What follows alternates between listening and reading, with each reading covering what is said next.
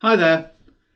In this business topic video, let's introduce the concept of quality. Firstly, what do we mean by quality? Well, a great definition is that a product or service is of good quality if it meets the needs and expectations of the customer.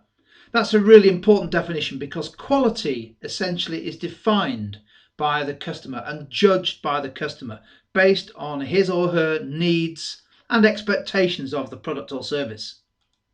So, really importantly, from a business point of view, quality is all about how the customer perceives the product, not how the business might perceive its own products. And to achieve quality, you need to meet needs and expectations such as performance. Does the product do what it needs to do? Is it fit for purpose? How does it appear? How reliable is it? How durable is it? Is it available to buy? And also, of course, price. Is the price consistent with all of those other needs and expectations? Does it represent value for money? If a product or service can meet as many of those, or ideally all of those needs and expectations, then it will be deemed by customers to be a quality product. If it doesn't, then in some respect, it's poor quality, it's substandard. Now, of course, there are various different measures of quality, and some of them are tangible, can be measured, and some of them are intangible, hard to measure, but you kind of know when you see them. Some good examples of tangible, i.e., measurable quality are firstly factors such as reliability. Does the product break down? Does it stop working after a while?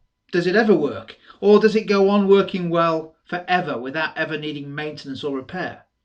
Does it have all the functions and features that it says it has and that the product needs? Is there a strong level of support? Is it built to the right kind of standards?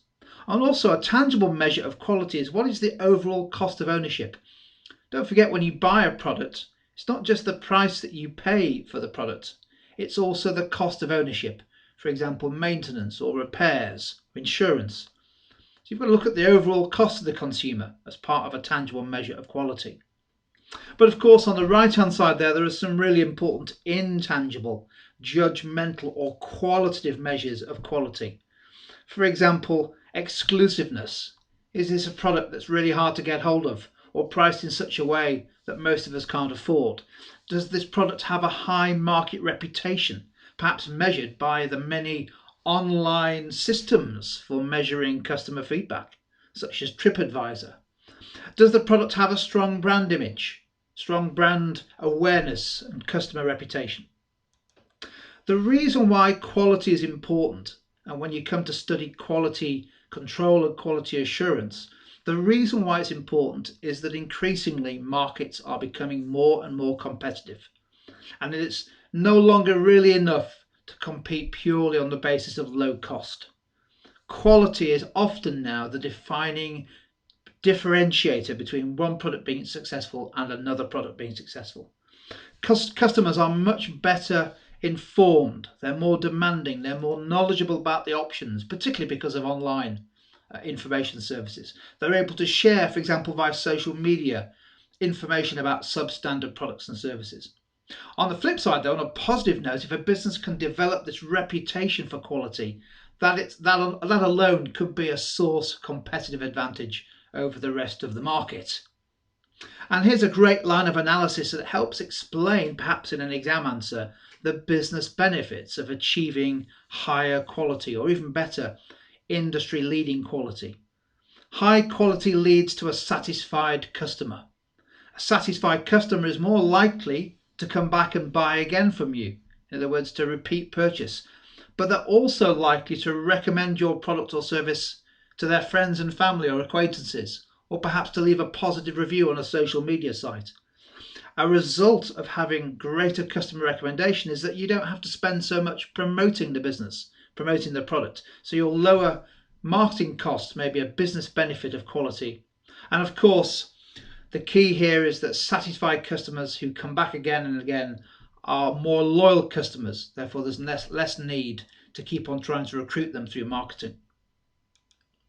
Quality is therefore very closely linked to a key business concept at A level and IB called competitiveness.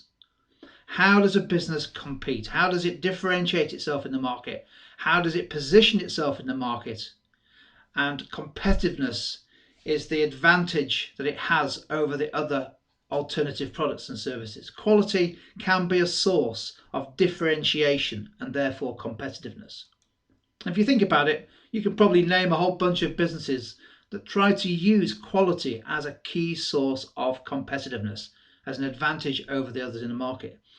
Apple very clearly positions itself as being the highest quality provider of laptops and smartphones and tablets. Waitrose in the supermarket business very much positions itself as being at the upper end, the top end, the quality end of the supermarket chain. And I'm sure you can come up with lots of other brands and businesses that try to compete essentially on quality. Of course, they have an eye to price, but essentially they're trying to compete on high quality. But of course, quality is not just about the product.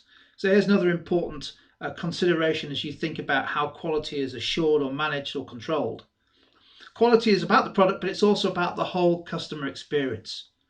It's about how easy it is to buy or consume a service or product, how reliable it is, what kind of service that you get post-purchase, what kind of after-sales service. Quality is therefore very closely linked, not just with competitiveness, but also with another important concept that you'll study, particularly in operations management, customer service.